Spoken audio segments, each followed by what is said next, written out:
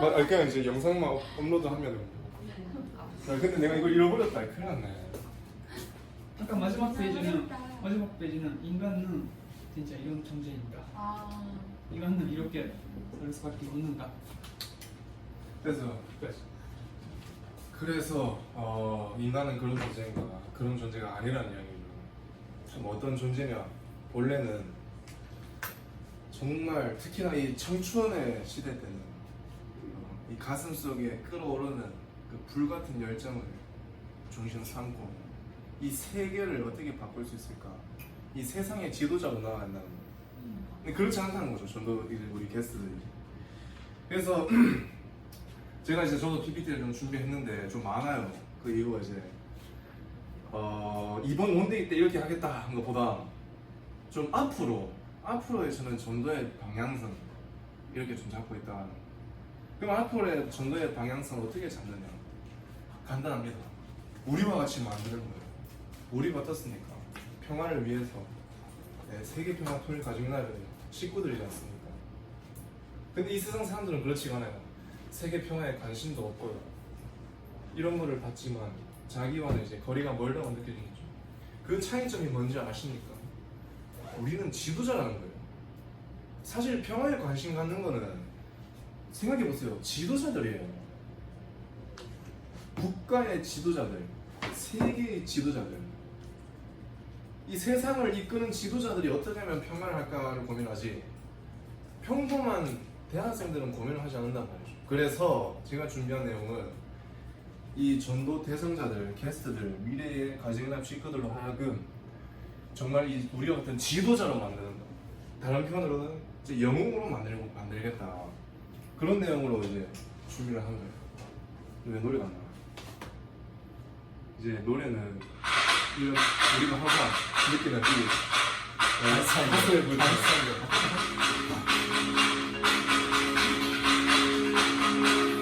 이렇게 꺼야 된다.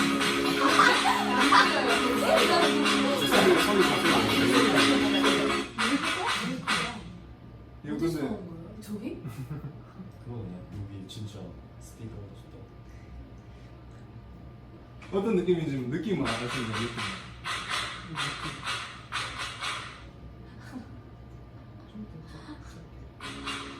우리도 해줄게요. 괜찮지 정도는. 멋있네. 근데 이건 아직 목소리가 묻힐까봐 조금. 그런데 알겠으니까. 내가 이 시세의 젊은이들에게 던지고 싶은 메시지가 이거예요. 누가 중국의 미래를 묻거든요. 고개를 들어 이 선문을 보게 하라. 세상은 선문에게 물었고 선문은 그들을 받았다. 젊은이여, 너의 젊음을 선문에 걸어라. 선문은 너에게 이 세계를 걸겠다. 한번 이 세계를 좀 평화로운 세상으로 만들어보지 않겠냐. 이 말이에요. 너희들은 영웅이야. 이렇게 이제 한번 해봤고요. 이제 이 What is Peace에 대해서 이제 생각해보는 겁니다. 내가 생각하는 평화는 무엇인지 한번 얘기해봅시다. 이야기를 쭉 할 거예요. 뭐 이런 게 나오겠죠. 뭐 비둘기다, 세계 평화다. 근데 포인트는 이겁니다. 당신이 생각하는 지금 그것 평화가 아닙니다. 이거 뭐라고 나온 거야? 링크 안 돼. 어? 링크 안 들어가니까 나가서 복사해서 도전해 해야 될 것 같아요. 뭐라고 나온 거야? 와이파이가 없는 거. 내가 생각하는 게 평화가 아니라니. 어디? 좀 재밌는데? 카프? 충격인데? 충격인데? 감독이 두번이. 카페 쓸 수 있어? Yes. 여기. 아마 여기를 못 펴줘. 당신이 생각하는 지금 오. 그런 평화가 아닌 처음부터 여기 파격적인. 된 거 뭐? 맞아. 슬라이드가 76개. 이게 평화라고 생각했어요. 일단 이거 연결해서 아니 다음 친구가 있어. 진짜 다른 거 안드로이드가. 아니네. 지금 강정 오빠의 전도 프로세스 다. 어디 어디? 기다려. 오케이. 여기서 뭐 해야 될지만 뽑아주십시다.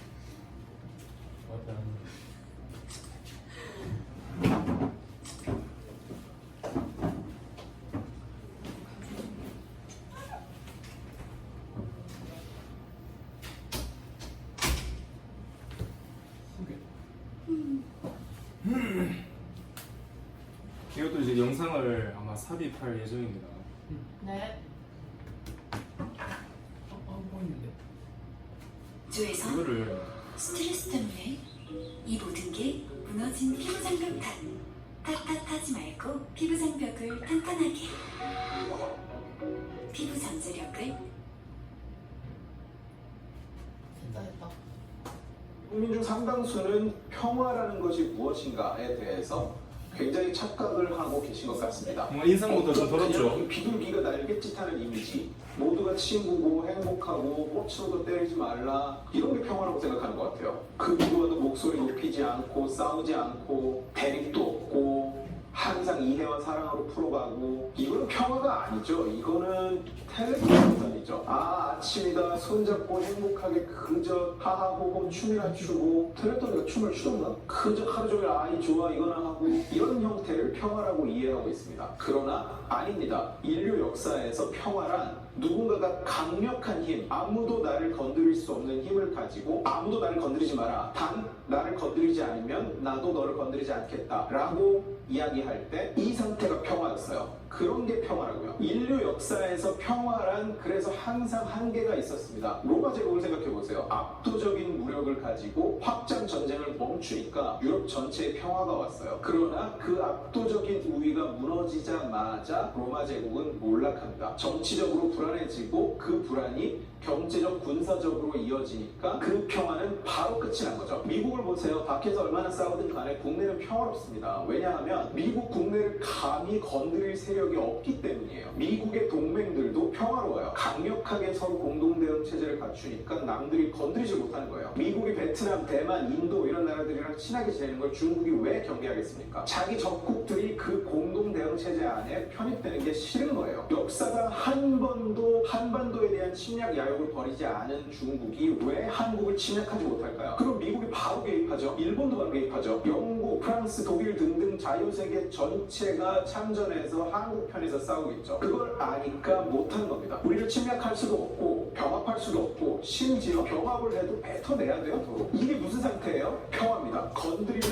우리가 박살난다는 믿음, 그 믿음을 주변 모두에게 갖게 하는 것, 그것이 평화라고요. 이걸 자꾸 전쟁 준비라고 이야기하는데 아니에요. 이게 평화입니다. 압도적인 무력 앞에서 싸움을 일으킬 생각조차 못하게 하는 것, 한국 안에 존재하는 일반적인 사고라면 우리는 지금 평화 상태가 아니에요. 전쟁 준비 중인 거지. 자유세계가 대한민국의 편을 드는 한, 그리고 일본과 미국이 중국에 맞서서 싸우는 한, 한국은 평화로운 상태가 아닌 거예요. 계속 전쟁 준비 중인 거지. 전 세계가 중국과의 전쟁 준비 중인 거예요. 아닙니다. 상대가 우리를 건드릴 생각조차 못할 때, 상대의 전쟁 의지를 꺾을 만큼 우리가 강할 때, 그러면서도 우리가 전쟁 을 원하지 않을 때, 그게 바로 평화인 겁니다. 그리고 그것만이 평화인 겁니다. 우리가 먼저 무장해제를 하면서 자 우리는 평화를 원한다, 그러니까 너도 무장해제해라, 이런 방식으로 평화를 얻은 일은 인류 역사상 단 한 번도 없어요. 내가 방탄복을 벗으면 상대방이 총을 안 쏘겠지, 그런 이유로 방탄복을 벗었더니 상대방이 총을 쏘지 않았던 일은 인류 역사상 한 번도 없었다고요. 정리하겠습니다. 평화는 모두가 행복한 텔레토비 동산, 따스한 햇살, 솜털 같은 구름, 이런 걸 의미하는 게 아니에요. 평화라는 것도 인류가 만든 개념입니다. 인류가 실현할 수 있는 방향으로 이끌어가고 발전시킬 생각을 해야지, 인간의 본성을 완벽하게 거스르면서 판타지 소설에나 나올 것 같은 어떤 상태를 추구하고 요구해서는 안 되는 거예요. 평화란 압도적인 힘을 가진 자만이 주장하고 추구하고 또 유지할 수 있는 겁니다. 질문해볼까요? 제가 지금 전쟁광입니까? 두 나라를 생각해보세요. 완벽하게 무장해제를 한 나라, 또 압도적인 무력을 갖춘 나라. 과연 누구에게 먼저 전쟁이 일어날 것 같아요? 당연히 무장을 해제한 국가 아니겠습니까? 그럼 여기서 누가 전쟁광이죠? 전쟁을 일으키려고 무장 해제를 하자고 주장하는 인간이 전쟁광 아닙니까? 오늘 지식의 칼 영상은 여기까지입니다. 재밌게 보셨습니까? 재밌게 보셨으면 지식의 칼 채널을 이게 여기서부터가 더 그리고 이 영상을 주변에 공유해 주시길 바랍니다. 이 영상을 좋아하실 것 같은 분들께, 그리고 이 영상을 싫어하실 것 같은 분들께 여러분이 공유해 주시면 설득은 제가 하겠습니다. 고맙습니다. 자, 여러분 영상 잘 보셨으니까 이걸 보고 어떤 생각이 드셨나요? 우리가 평화에 대해서 생각하면 그렇죠. 우리가 이제 이거는 근데 좀 짱본되는 개념이지만, 우리가 생각하는 평화 세계, 이상 세계, 공생공양 공의주의 세상, 우리가 생각하는 그런 평화로운 세계가 있단 말이죠. 동시에 평화에 대해서는 이렇게 생각하는 사람들도 있어요. 전쟁을 일으킬 수 없을 정도로 강력한 무력을 가진 나라, 그게 평화다. 뜬구름 잡는 소리 하지 마라. 만약에 이 영상을 보고 싫어하는 사람이 있다면 내가 설득하겠다라 강한 믿음도 있죠. 여러분들은 평화에 대해서 어떻게 생각합니까? 이건 난 정말 궁금해서 물어보는 거야.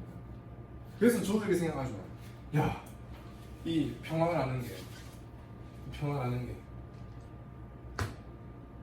정말 사람마다 생각하는 게 다를 수가 있겠구나.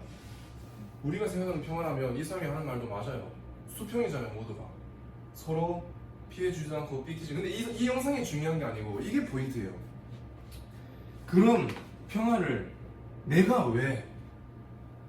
그거는 전쟁이 싸우든 말든 그거는 뭐 그날의 대통령이 정치인들 알아서 할 일이고, 나는 취업하기도 바쁘다. 이게 저는 사실 지금의 대한민국 청년들, 우리 게스트들이 갖고 있는 생각이라고 보는 거죠. 그리고 거기를 조금 더 넘어서서 평화에 대해서 관심 가는 사람들은 어떠냐? 저렇게 생각하고 있는 거예요. 평화에 대해서. 이상세계를 만들고자 하는 그 이상세계가 저런 전쟁이 일어나지 않는 강력한 무장을 한, 전쟁이 일어나지 않는 그 상태를 평화라고 생각한다는 거죠. 이런 상황에서 내가 왜 평화에 대해서 내가 생각할 그럴 이유도 없다. 나는 그리고 심지어 취업하기도 바빠요. 이 그대로 나와요. 그래서 이제 제가 생각하는 포인트는 여기에 맞춘 거죠. Why peace? 왜 우리가 왜 그렇지 평화를 해야 되는 건가? 그래서 이 뒤에도 나와 있습니다. 이 시대, 지금 이 시대의 취업이란 무엇인가?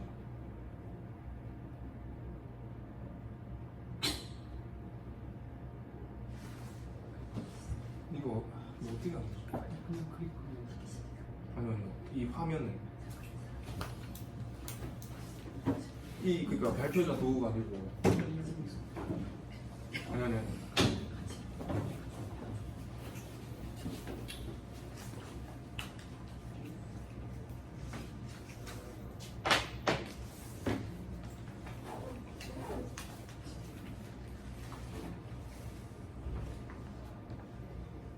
그래서 이건 지금 이 시대에서는 취업이라. 우리는 평화라는 것도 이제 관심 없는 이 게스트들에게 오직 자신의 취업만을 관심 갖고 있는 이 전도 대상자들에게 그래 좋다 이거야. 그러면 우리가 추구하고자 하는 이 취업에 대해서 한번 생각해보자는 거죠. 이 취업에 도대체 평화가 무슨 상관이 있는 거야? 우리가 취업을 하기 위해서는 어떻게 해야 되냐? 바로 이 시대를 알아야 하는 겁니다. 우리가 취업하기 위해서 바로 이 인공지능, 이 인공지능이 이 제4차 산업혁명 시대의 평화란 무엇인가? 바로 이겁니다. 인공지능이 이제 외과 의사도 30년 후에 탄생할 거라고 예측을 하고 있어요. 근데 여기 밑에 나와 있죠. AI가 만들어가는 미래는 이미 와 있다. 단지 우리가 모르고 있을 뿐이다. 실제로 그렇습니다. 2017년 11월 19일이에요. 저번에도 제가 많이 보여드린 적이 있었죠. 로봇 의사 시대가 열리는 중국입니다. 인공지능이 의사 시험에 고등점으로 합격을 했어요. 2017년 11월 19일 재작년이죠. 그리고 의사뿐만 아니죠. 여기 보시다시피 아나운서도 그렇고 법학에서도 마찬가지예요. 인공지능이 이 변호사까지 한다는 거예요. 판사. 우리가 이 법학이랑 의학이라고 하는 게 우리 한국 사회에서 갖는 의미가 되게 큰 의미가 있습니다. 그게 뭐냐? 우리가 고등학교에서 열심히 공부해서 문과에서 1등을 하면 법대를 가요. 그리고 이과에서 1등을 하면 어딜 가냐? 의대를 갑니다. 1등들만 할 수 있었던 게 법학, 의학이었어요. 그 1등이 뭡니까? 이제 인공지능이 할 수 있는 거예요. 이건 벌써 이것도 2017년이죠. 12월 14일입니다. 그리고 옆나라 일본이 인공지능 변호사 10,000원이면 5분 만에 계약서를 작성해 주는 거예요. 인간 변호사를 만나면 1시간에 얼마를 받습니까? 100만 원을 받아요. 1시간에. 근데 뭐예요? 5분이면 10,000원이면 계약서를 작성해주고 법률 서비스를 제공해주고 그러면 인간은 누굴 찾아갈까? 인공지능 변호사를 찾아갈까? 인간 변호사를 찾아갈까? 심지어 밤도 새요. 24시간 서비스를 제공할 수 있다는 거죠. 뿐만 아니라 뭐 뉴스 아나운서 그리고 운전 대결까지 한다는 거예요. 제 친구의 아버지가 이제 버스 기사를 하고 계세요. 한 달에 350만 원 받거든요. 근데 이거 보죠. 알파고랑 인간이 운전 대결을 하는 거예요. 실제로 경기도 판교에 가보면 지금 이제 자율주행 버스라고 무인 버스가 등장을 해요. 지하철 같이. 지하철에도 사람이 있죠. 버스에는 기사가 없어요. 이해되죠? 그러면 한 달에 350만 원 받으면서 버스 기사를 하는 제 친구 아버지는 어떻게 될까요? 잘리는 거예요. 어차피 인공지능이 잘 하는데 진짜 잠도 안 자고 밤새서 하는데 왜 인간에게 350만 원이나 줘가면서 굳이 인간 버스 기사를 써야 되냐 이거죠. 일자리가 점점 없어지는 거예요. 이뿐만 아니죠. 예술이에요. 예술, 인공지능, 미술, 작곡. 이제는 이 창작의 영역이 있습니다. 이게 언제나 2019년 3월 26일 급속도로 발전하고 있다는 겁니다. 여기 나와있죠. 제3차 세계대전은 일자리 전쟁이라고 보는 사람들이 있다. 그리고 이거는 이미 인간에게 다가온 미래입니다. 우리가 모르고 있을 뿐이에요. 여기 있는 우리들 2세, 1세, 이 세상 사람들 75일에게 모두에게 해당되는 이야기다. 그러면 이거지. 이게 문제지. 목사도 인공지능에 대체할 수 있을까? 나와있죠. 인공지능에 의한 자동화 위험 낮아. 이게 바로 제가 얘기하는 영성이라고 합니다. 영성. 우리가 영성이 필요한 이유. 그렇지만 보세요. 이제는 이게 데이터를 분류하고 분석하는 단계를 넘어서 창작 활동에 이용된다. 이제는 창의성을 갖고 창조를 한다는 거예요. 창조를. 그러니까 뭘 창조합니까? 글을 더 잘 써요. 사람보다 글을 잘 쓰는 인공지능 개발. 이 인공지능 시스템이 뭐라고요? 글쓰기에 너무 뛰어나서 연구자들은 악용될 우려가 있기 때문에 출시하지 않을 거. 인간보다 떨어져서는 안 돼요. 인간보다 더 잘 쓰니까 출시하지 않는다는 거예요. 이게 이제 더 기사를 찾아보면 많이 나와요. 해리포터의 작가보다 훨씬 더 글을 재미있게 잘 쓴다고 해요. 그리고 이거의 문제입니다. 이제는 우리가 말하는 이 사랑을 두고 로봇이 나온다. 그렇게 되면 뭐예요? 남성이 더 쓸모없는, 인간이 더 쓸모가 없어요. 그래서 스티븐 호킹이라고 하는 얼마 전에 이제 성악하신 이렇게 얘기하는 거예요. 인공지능이 인류 역사를 끝낼 수도 있다. 이게 우리가 사실 현실이에요. 한마디로 뭡니까? 취업이 전부가 아니라는 거죠. 인간이 어떻게 잘 사느냐 하는 게 문제라. 좋아요, 평화 이런 거 관심 없어도 좋아. 내가 잘 사는 게 중요하죠. 근데 그 취업을 위해서도 중요한 게 뭐다? 인간이 어떻게 살아가느냐. 이게 아주 중요한 거죠. 그렇다면 우리가 잘 사는 게 무엇인지 알고 있습니까? 잘 사는 게 뭔지 알고 있어요? 모르고 있다는 거죠. 인간이 무엇인지, 인간이 어떻게 살아야 되는지, 인간이 사는 목적이 뭔지 우리는 모르고 있죠. 왜 모르냐? 우리는 그들이 바랬던 노예였기 때문에.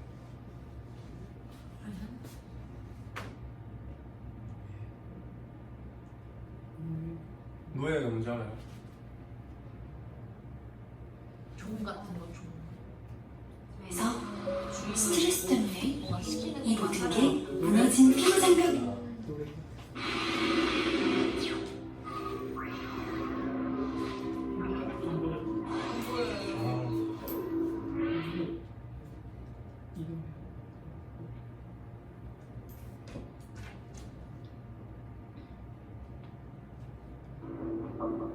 보여줘요. 그러니까 한국에 대상된 얘기예요. 근데 일본도 똑같은 게 있어요.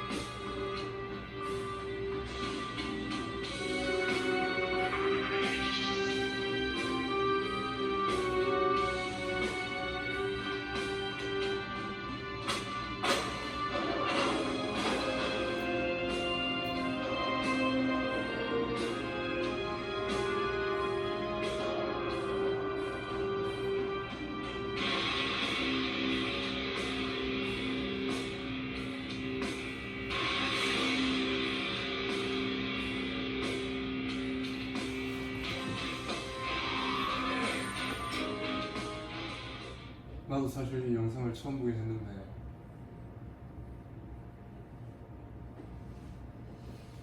이 그러니까 핵심이 뭐냐면 우리가 이렇게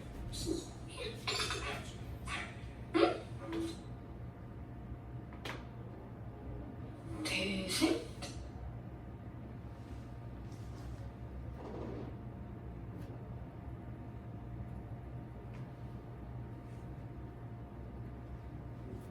우리가 이렇게 취업을 만을 생각하고 나만 잘 먹고 잘 살면 된다는 생각이 들게 된 건 그게 당연한 게 이제 아니었다는 거죠. 원래 교육이라고 하는 것은 인류 역사에 있어서의 교육이라는 것은 이 세상을 보다 더 나은 세상으로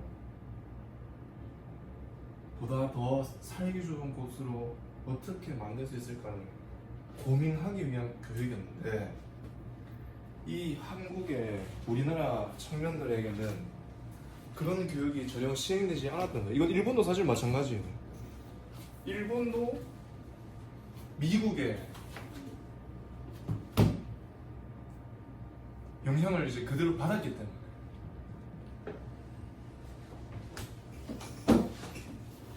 원래 인간은 평화를 추구하는 존재였고 그런 교육이 시행되었어야 했다. 그렇지만 사탄이라는 존재가 일본을 이용해서 이 한국 사람들을 노예로 만들었거든요. 노예. 제가 자주 얘기하지만 이 노예라는 거는 생각이 없어요. 가치라는 게 없고. 그래야지 이제 노예로 쓸 수 있기 때문인 거죠. 그래서 이 사실을 알게 된 저는 노예가 되고 싶지 않았고. 이게 근데 여기서 이제 저의 소개를 잠깐 넣었는데 사실 이게 흐름상 맞는지는 모르겠어요. 이게 이제 저의 이제 좀 간단한 소개입니다. 뭔가 이 세상에 끌려다니고 싶지 않았어요. 끊임없이 고민하고 노력을 해왔다는 거죠. 특히 두 번째, 저도 고등학교 때 국제 창의력 올림피아드에 한국 대표로 미국에 간 적이 있었어요. 이게 그때 이제 사진들 좀 넣어. 이게 뭐냐면 맥도날드 1호점이에요. 미국 시카고에 있는. 그리고 이건 아주 박물관이 살아있다 분명해요. 제가 이렇게 이제 미국에 가서 교육이라는 걸 받아왔던 거예요. 그래서 이제 깨닫게 된 게 있었죠. 우리나라 대학은 지금 뭐 하고 있냐? 시간 아예 노트북으로 교수님께서 하는 말씀을 그냥 시나리오 적듯이 되게 상세하게 설명했어도 기본적으로 많이 배우고 진짜 또 시간 안 빠지고 써야 되는 경우가 많아요. 서울대에서 A+ 받는 방법이에요. 어제 A+, 약간 이런 식으로 부를 것 같아요. 노트북으로 하루 종일 계속 치고 있어요. 교수님이 하시는 말씀. 그냥 어느 정도까지가 아니라 그냥 들리는 거는 거의 다 받아 적는 수준으로 핸드폰 녹음기 켜놔가지고 녹음을 해놔요. 그래서 나중에 뭐 수업 끝났을 때나 아니면 시험 기간 됐을 때 다시 녹음 들으면서 필기 다시 정리하는 방식으로 앵무새가 돼야죠. 별로 의문을 갖지 않으면 돼요. 그냥 알려주신 거 받아 적고 농담하셨던 거 이 부분에서 어떤 농담을 어떤 맥락에서 던지셨다까지 일단 적고 그 다음에 PPT를 외우고 속기했던 거를 요약해서 다시 외우고 교과서를 보고 기출을 구해서 풀고 교수님이 말씀을 하시면 소리 엄청 나요. 여기저기서 다 나요. 그리고 말씀을 멈추시면 소리 멈추고.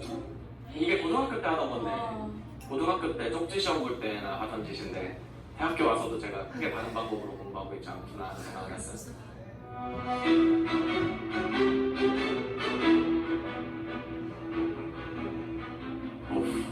절대 안 되죠. 그렇게 적으면 교수님의 견해, 교수님의 분석, 교수님의 해석을 좀 더 쓸 것 같아요.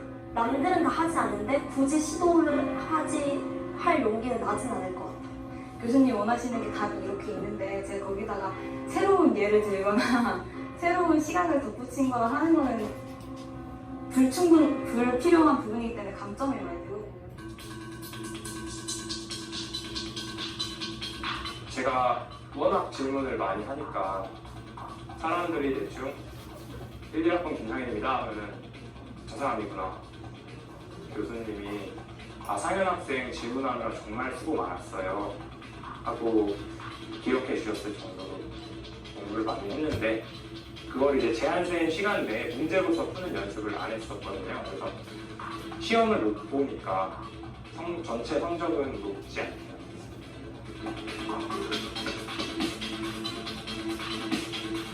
교수님이 하는 말씀을 전부 받아 적었어요.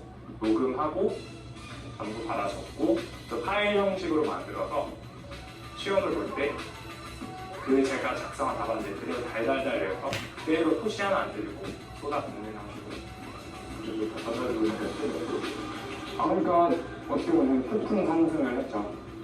진짜 저는 장학금을 3년 받은 적이 없었는데 장학금 받았을 때 놀랐어요. 되게 막 해부하는 기분도 들고 전부 A대 학점이 나왔고 특히 1학기와 여름방학에는 A뿔이 제 성적표에서 가장 많은 그런 학기를 맞이하는 행복한 결과라고 했어요. 과거에 또 학교 공부를 할 때 힘들다는 말을 했지만 재미가 없는 건 아닐 거예요. 굉장히 재밌지만 제가 시키는 게 많은 과목을 했다 보니까 힘들었던 건데 이번에는 너무 재미가 없어서 힘들었습니다. 실질적으로 저는 존재하지 않았다 알았거든요. 이게 포인트죠.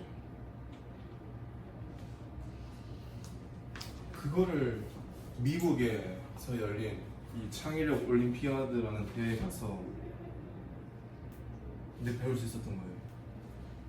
저는 존재하지 않았다. 나 대신 뭐가 존재했냐? 그냥 교수님들의 생각만. 그냥 교수님의 노예지. 내 생각은 하나도 없는 거예요. 이걸 두고 옳은지 안 옳은지 뭐가 맞는 건지 그런 생각하는 나란 게 없다는 거예요. 그러니까 우리나라 학생들이 미국 창의력 올림피아드, 국제 창의력 올림피아드 대회에 나간 사례도 없을 뿐더러 나가서도 당연히 1등을 못하는 이유인 거죠. 우리들의 편으로는 메시아의 조국인데. 그러니까 이제 이렇게 하는 거예요. 그들은 그러하다. 그렇다면 우리들은 뭐냐? 우리들의 형님, 인류 역사 속 과학의 탑 클래스. 그가 인간을 어떻게 살아야 하는지 이야기를 합니다. 뭐라고? 성공한 사람이 아니라 가치 있는 사람이 되기 위해 힘을 쓰라고. 그리고 가치 있는 사람이 뭐냐? 남을 위해 산 인생만이 가치는 거야. 그리고 또 있죠. 한 인간의 가치는 무엇을 받을 수 있느냐가 아니라 무엇을 주느냐로 판단이 된다. 한마디로 뭡니까? 아인슈타인이라고 하는 모두의 존경을 받는 사람은 가치 있는 사람이 되라. 그 가치 있는 사람이 뭐다? 남을 위해 산 인생만이 가치가 있다. 그리고 남에게 뭘 받았느냐가 아니라 내가 뭘 줬는지가 나를 결정한다. 아인슈타인이 노벨상을 받은 거는 아무런 의미가 없다는 거죠. 내가 이 세상에 무엇을 줬느냐, 그게 나를 결정짓는다고. 그렇다면 여기서 말하는 남을 위해 산 인생이라고 나와 있는 이 위하다는 게 뭘까? 사전적인 의미는 이렇습니다. 물건이나 사람을 소중하게 여기는, 나라를 위하다, 나라를 이롭게 하거나 돕는 거죠. 남을 위하여 산다, 사람을 소중하게 여긴다는 거죠. 근데 이런 내용을, 똑같은 내용을 가진 단어가 있습니다. 어떤 사람이나 존재를 몹시 아끼고 귀중히 여기고 소중하게 여긴다는 거. 완전 똑같죠? 이 단어가 뭐냐? 바로 사랑이라는 거예요. 그러니까 남을 위한다는 게 결국은 사랑이라는 단어죠. 사랑만이 가치가 있다고 하는 거야, 아인슈타인은. 그러니까 이 사랑이 우주에서 가장 위대한 힘이다. 사랑은 우주에서 가장 거대한 힘이다. 사랑은 신이다. 신은 사랑이다. 이런 이야기를 아인슈타인이 자기 딸에게 보내는 편지에 이런 얘기를 했다는 거예요. 그리고 사랑 방정식도 푸는 겁니다. 그렇지만 왜에 대해서는 말해주지 않죠. 이 과학이라고 하는 건. 왜? 이 종교 없는 과학은 절름발이고 과학 없는 종교는 장님이기 때문에. 그래서 이 우주의 원리가 아름답고 단순할 것이라고 아인슈타인도 굳게 믿었던 겁니다. 알지 못했던 겁니다. 그러니까 마지막에 이렇게 얘기하죠. 신이 어떤 원리에 기초해서 이 세계를 창조했는지 알고 싶다. 가장 중요한 건 이거란 말이에요. 그러면 그 원리가 뭘까요? 그 원리가 뭘까요? 잠시 후에 이어질 그 창조 원리 강의에서 한번 알아볼게요. 그래도 미안. 청소. 아 청소. 너무 내용 너무 큰데. 근데 다 하는 게 아니에요. 다 하면 이것만 해도 1시간 넘어가고 있었어. 그래서 내가 이야기를 한 겁니다. 원리 강론 강의 가지고는 내가 생각하는 그런 원리를 할 수 없다. 왜 뭔지 아세요? 이 뒤에도 있어요. 그러면은 이야기를 하죠. 사랑이라는 게 뭔지. 안 그래요? 자, 사랑이 가장 위대한 가치라고 했었잖아요. 그러면은 남자랑 사랑하는 것도 이게 사랑이 맞겠네요. 어른이랑 아이가 하는 사랑도 사랑이 맞겠네요. 아니 인간과 동물이 사랑하는 것도 사랑이 맞는 거네요. 다 맞는 게 되잖아요. 사랑이란 게 뭐예요? 다 맞는 거 아니에요? 중요한 건 이거는 거지. 트루 러브, 트루 사랑, 진짜 참된 사랑이 뭐냐. 그러니까 우리의 말씀이에요. 우리의 말씀이 가르쳐주는 게 그렇게 대단하다는 거예요. 참 사랑은 어떤 사랑입니까? 아까 나온 게 있었죠. 월리엄 서머셋 노벨 문학상 받은 사람이에요. 중요한 건 사랑을 받는 게 아니라 사랑을 하는 것이에요. 받겠다는 게 아니고 남을 위해 전체를 위해 주는 거예요. 알버트 아인슈타인이에요. 오직 남을 위해 산 인생만이 가치 있는 것이다. 남을 위해 전체를 먼저 베풀고 위해 주는 사람입니다. 그리고 한 번 인간의 가치는 무엇을 받았느냐가 아니라 무엇을 주느냐로 판단이 된다는 거고, 강렬한 사랑은 판단하지 않고 주기만 할 뿐이라고 노벨 평화상을 받은 사람이 얘기합니다. 끝이 아닙니다. 당신이 오늘 베푼 걸 사람들에게 잊혀질 거다. 그래도 선행을 베풀어라. 주었다는 사실 자체를 기억하지 않고 끊임없이 베풀어라. 무조건적으로 사랑하는 것은 사랑을 그저 주는 것이다.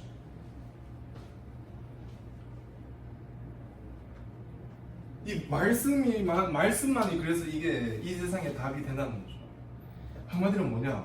이 말씀은 노벨상 덩어리다. 그 이 말씀을 한 게 누구냐? 이 서문대학교 설교자. 참 사랑만큼 사랑입니다.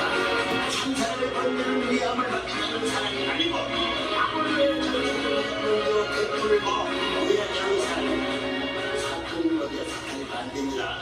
죽어도 나는 사탄 자체를 피하지 않고 끊임없이 베푸는 사람입니다. 기쁨으로 주는 사람입니다. 어머니가 자식을 불러놓고 저녁에 기쁨과 사랑을 짓는다. 자식이 부모 앞에 혀다 기쁨을 느끼는 그 희생력 사랑. 참 사랑을 맺는 영혼의 가치에서도 좋기만 하고 우주는 물론 하나님께서 흘러 날아오는 사람입니다. 내가 사실 이번 이 원데이 천신료를 하면서 진짜 하고 싶은 이야기는 이거예요. 인류 역사상 가장 위대한 평화 운동가였다. 누가? 이 서문대학교 설립자고. 아까도 얘기했죠. 이 말씀이라는 게 종교의 지도자가 아니야. 인류 역사의 평화 운동가란 거예요. 말씀 노벨상 덩어리야. 사람들은 뭐라고 하죠? 그냥 사이비 종교에서 교주를 알고 있단 말이에요. 근데 그 말씀이라는 거를, 그 가치를 알면 정말 노벨상 덩어리구나. 노벨상 덩어리구나. 근데 누가 노벨상 덩어리의 말씀을 하는 이 사람을 사이비 종교라고 할 수 있겠습니까? 그러니까 나온 거죠. 일생을 참사랑을 위하여 사는 사람을 가르쳐라. 종교의 교주가 아니다 이 말이야. 모든 차원에서 종교는 그리고 기본 원리다. 아까 아인슈타인이 찾고 싶어 했던 원리다. 그거는 참 부모의 자리, 우리의 부모의 빛 때문에 할 수 있는 거다. 서울대도 즐기는 나의 빛. 내가 저번에 보여드릴 수 있었죠. 하버드 대학에도 찾는 건 진리입니다. 근데 그 빛이 진리를 말하지만 진리는 인간을 중심한 진리가 아닙니다. 진리가 무엇인지 알려면 인간의 근본을 알아야 되는데 그 인간의 근본은 하나님입니다. 하나님. 그 하나님의 실체, 말씀의 실체가 바로 참부모니까 이 참부모의 자리에서만 이 참진리가 나올 수 있다. 이 사실을 난 너무 이야기를 하고 싶은 거지. 그러니까 참부모의 말씀이나 모든 행정은 보석이고 최고의 가치가 있는 것이다.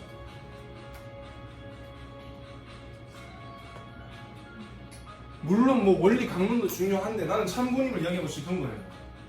원데이든 3데이든 와가지고 그래야 그 참부모님이 설립한 세계 평화를 통해 가정연합이니 뭐니 하는 것들에게 이평선을 쓸 게 아니란 말이죠.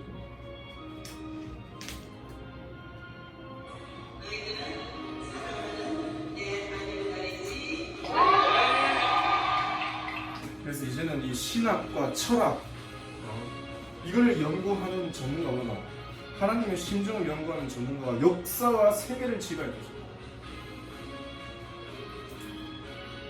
저도 이랬는데 이렇게 될 수 있었던 이유라는 것이죠. 누구보다 참으면서 맨 마지막 하고 싶은 얘기 이거예요. 너희들 영웅이다 이거.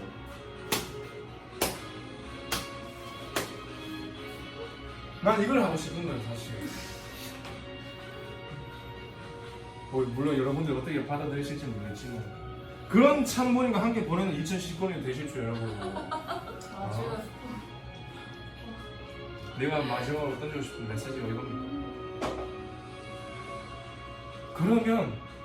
그러면 이 평화에 대해서도 좀 관심을 갖는 지도자가 되지 않을까. 너희들은 원래 그런 존재야. 일제강점기가 짜놓은 그 교육에 대해서 모를 뿐이지. 네, 그래서 제가 좀 길지만 이렇게 하긴 했는데 이걸 그대로 한다는 게 아니라 진짜 고생하셨어요. 진짜 고생. 나는 그 평생 그래서 이렇게 참 부모님을 알리고 싶은 그런 꿈이 있습니다.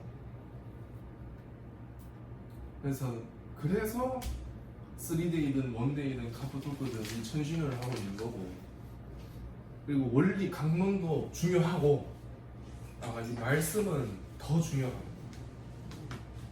그걸 매일같이 이제 실감하면서 살아보고 있는 거예요. 근데 여기서부터 중요합니다. 이번 원데이는 시간도 없고 현실적으로 힘든 부분이 많으니까